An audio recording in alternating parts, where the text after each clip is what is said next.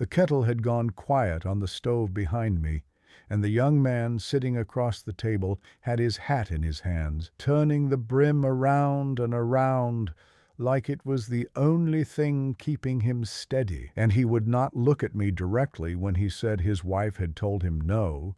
and that she had said it more than once, that she did not seem inclined to change her mind. And I remember the particular stillness of that kitchen, the way the lamp threw a circle of light that stopped just short of the corners of the room, because I have thought about that stillness more times than I can count in the years since. And what I want to tell you first, before anything else, is what I told him, because it is the same thing I told 11 other men before him, and the same thing that was told to me the year I was ordained, which is this: when an Amish wife refuses her husband, in our world, there was a process, and the process was not a suggestion. It was an obligation laid on every ordained man in the district, and it went in stages, and I carried out every stage of it for 20 years without once asking whether the process itself was the wrong question. The first stage was always the same. The husband was instructed to go to his wife directly and remind her, gently if he could manage gently, firmly if he could not, that Scripture named him the head of the household the way Christ was head of the church, and that her obedience in the small matters and the large ones alike was not a kindness she extended to him, but a debt she owed to the order God had established. And if she yielded after that conversation, the matter never reached men like me at all. It stayed inside the walls of that house, and nobody outside it ever knew a boundary had been tested and broken down. If she did not yield, the second stage began, and this was where I entered most families' lives for the first time, because the deacon, and later the ordained men above the deacon, would be told, and we would go to the home, and we would speak to the husband and the wife separately, never together, because a woman's reasons were considered a private and somewhat suspect thing that should not be allowed too much room to breathe in front of witnesses. And I would sit in a kitchen, very much like that one, and I would ask her, not what she needed, but why she believed her needs outweighed her husband's God-given authority, and I would already have decided, before I asked, what the answer to that question was permitted to be. And if she still did not yield, the third stage was the full weight of the church. The bishop and the elders convened together, and a decision was handed down, the way a verdict is handed down, and the wife was informed of what her obedience required of her, and there was no fourth stage, because a fourth stage would have meant admitting that a woman's no was allowed to stand on its own, and nothing in the system I served was built to admit that. I carried out that process for 20 years. 20 years of sitting across from women who came into rooms already defeated because they knew what the room existed to do to them. 20 years of watching husbands leave those meetings lighter than they had arrived, as though something heavy had been lifted off them and set back down on someone else's shoulders. And I did not see it that way at the time. I want to be honest about that,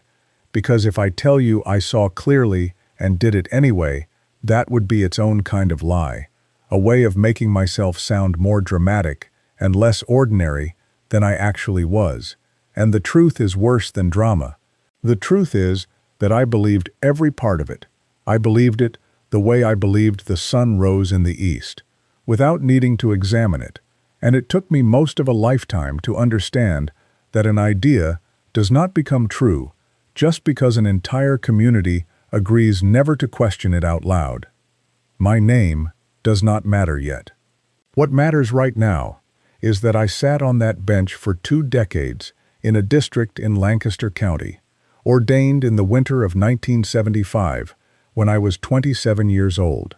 And what I am going to tell you is not a story I have told anywhere else, not to my children, not to the men I once called my brothers, because telling it would mean admitting exactly what kind of man I was willing to be when a community handed me power and called it holiness. If you want to understand what that kind of authority looks like from inside the hands that held it, stay with me, because I am not going to make this easy on myself and I am not going to make it easy on you either. Before I was ever ordained, I was a husband, and that is where this really begins, because you cannot understand what I did to other families without understanding what I first did, or failed to do, in my own. I married Naomi in the autumn of 1969. I was 21. She was 19. Quiet in the particular way that gets mistaken for agreement, though I would not learn the difference between quiet agreement and quiet endurance for another 25 years. She gave me 6 children over the following 13 years, and she kept a house that ran with a steadiness I mistook for most of our marriage, for contentment, because I had no framework for imagining that a woman could be steady and unhappy at the same time, that the steadiness itself might be the thing costing her the most. The first time she told me no, in the plain and unmistakable sense of the word, I remember it clearly, because it was 1974 and we already had 3 small children, and she was standing at the stove with her back to me when she said she did not want to be pregnant again that year, that her body had not recovered from the last one, that she was tired in a way she did not have the words for yet, and was trying to find them anyway.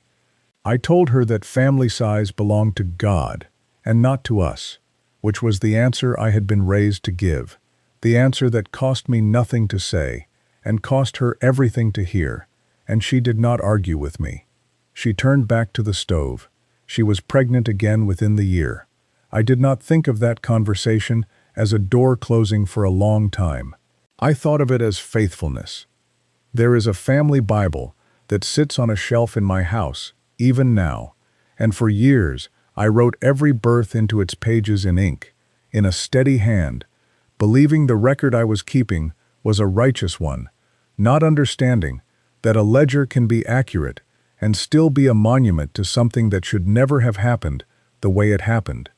By the time our 6th child was born, Naomi had developed a way of looking at me in the evenings, after the children were down, when she sat near the window with her mending, and simply watched me for a moment longer than the task required, not with anger exactly, nothing I could have named if you had asked me to name it. And I told myself that look meant I needed to lead our household more attentively, when what it actually meant, I understand now, was that she had stopped expecting anything different from me and had settled instead into a kind of permanent, private grief that never once required raising her voice. The year everything cracked open for me, though not yet in my own home, was 1988. There was a woman in our district, and I will call her Ruth here, because what happened to her belongs to her and not to this telling, and Ruth's husband wanted to move the family 2 states away for work, and Ruth said no, because her mother was gravely ill and she could not leave her, and her husband brought the matter to the ordained men, and I was the one sent to deliver the verdict to her door. I remember standing on her porch, with my hat in my hand, the same posture I had seen so many husbands take across from me over the years, and telling her that the elders had weighed her husband's obligation to provide against her preference to remain, and that his obligation had been found to carry more weight, and that she should begin preparing to leave. I said it as gently as I knew how to say something that ungentle. She had a dish towel in her hands, and she did not wring it, she just held it still, and she looked at me for a length of time that made the porch feel smaller than it was, and then she asked me, quietly, whether I understood what I was asking her to leave behind. I told her that I did. I did not. I knew the facts of the situation. I did not know what those facts cost her, and I have thought about that dish towel more times in the years since than I can count, because it was the first time a woman's silence in front of me felt less like submission and more like something being taken from her without her consent, and I still did not have the language to call it that for a long time afterward. If any part of this is landing somewhere true for you, I would ask you to sit with it rather than look away, because that is what I am finally learning to do myself. 9 years after that porch, in the spring of 1997, Naomi told me she was not well, not in her body, but in the part of herself that gets up every morning and carries on regardless, and she told me she had already seen a doctor in town without telling me first, which was itself a quiet act of defiance I did not know she still had in her after 28 years, and the doctor had used the word depression and had recommended she begin meeting regularly with a counselor in the city, and she set a piece of paper with the appointment information on the table between us and told me, not asked me, that she was going. I opened my mouth to tell her this was not how such matters were handled in our community, that outside counsel required the elder's knowledge, that she should have come to me before the doctor, and then I looked at her face, really looked at it, and I saw what 28 years of never once being treated as anything other than a problem to be managed had carved into the space around her eyes, and I closed my mouth instead. I let her go. It was the first decision of hers I did not try to redirect in nearly 3 decades of marriage, and it came at least 25 years too late, and I knew that the moment I did it, she kept going. What she found there began coming back into our house in small pieces, a sentence at dinner that had a different shape than her sentences used to have, a book left open on the counter, the way she started holding her head when she spoke to me, and 3 years after that, when I finally stepped down from the bench and began asking the questions I should have asked decades earlier, she was still my wife. She had stayed. I have never been entirely sure why, and I have never felt entitled to ask her to explain it to me, because some things a person gives you freely, and some things you have no right to demand an accounting for, even from someone who loves you. There is one thing from those 20 years I have never spoken about publicly, and I am only going to say as much of it as belongs to me to say. In 1990, a young woman in our district came to me privately and told me she believed her husband was hurting her inside their marriage in ways she did not have the standing to describe to the ordained men, without it being turned back around on her, and I told her I would bring the matter forward, and I did bring it forward, and the elders determined that her husband's authority in the home remained intact and that she was to return to it and practice greater submission,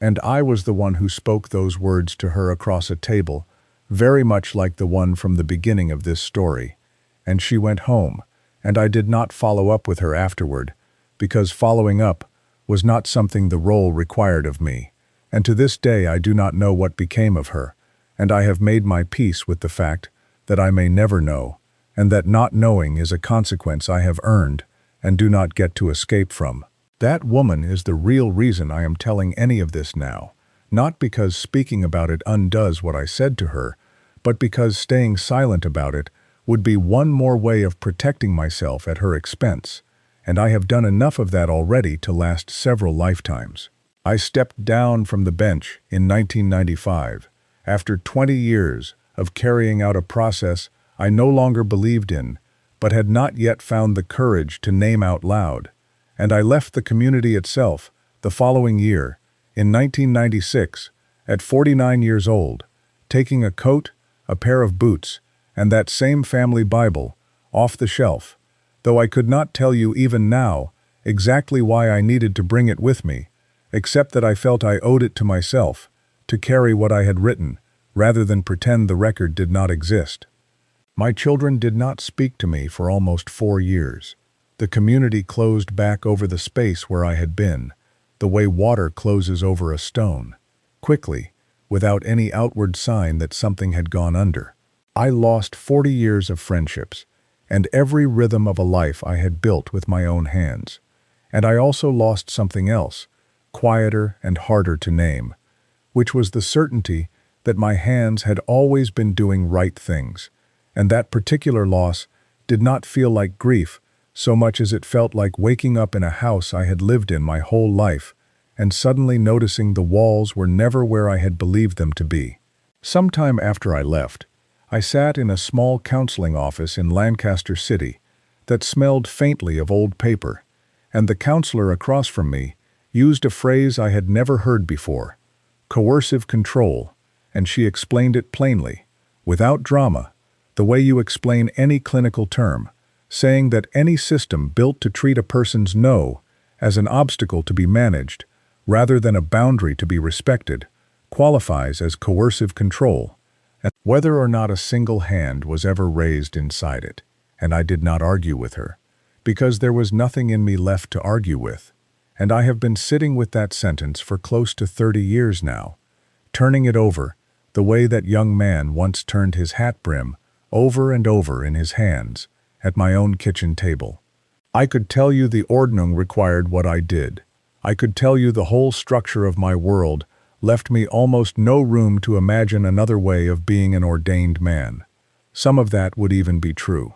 But I could have asked Ruth what she was actually being made to leave behind, and I never asked. I could have asked Naomi, in 1974, what tired truly meant when she used that word, standing at the stove, and I never asked. I could have asked that young woman in 1990 to tell me more, and meant it, and acted on whatever she told me, and I never asked. None of that failure belongs to the Ordnung. All of it belongs to me. If you were ever raised to lead in some tradition, some household, some small kingdom of your own, and you never once stopped to ask what your leading was costing the people standing behind you, I am not here to stand over you and condemn you, because I was you for 20 straight years. And the most frightening part of everything I have told you is not that I was some rare or monstrous exception. It is that I was almost entirely ordinary, and ordinary men do a great deal of damage when an entire community hands them authority and tells them it is God speaking through their hands. If you were ever on the other side of a door like the ones I sat behind, while men like me decided the shape of your life without you in the room, then whatever was decided about you deserved your consent before it deserved your compliance, and it did not receive that consent, not once, not from me, and I understand now that saying I am sorry does not return anything to the people it was taken from. I am telling you this not so that you will forgive me, because forgiveness was never mine to request, but because it is true, and because the truth is the only thing I have left that I did not simply inherit from a system that got this badly wrong. The Bible is still on my shelf. I have not written a single word in it since the day I carried it out of that house in 1996, and I do not intend to start again, because that record already holds what it holds, and I am not the man to add anything further to it. I am 78 years old now, and I carry the man I used to be with me every single day. Not as a stranger I have distanced myself from, but as someone I still recognize far too easily in the mirror, and I keep him close on purpose, because forgetting what an ordinary man is capable of, when enough people around him agree to call his authority holy, is exactly how a system like the one I served manages to survive one generation into the next.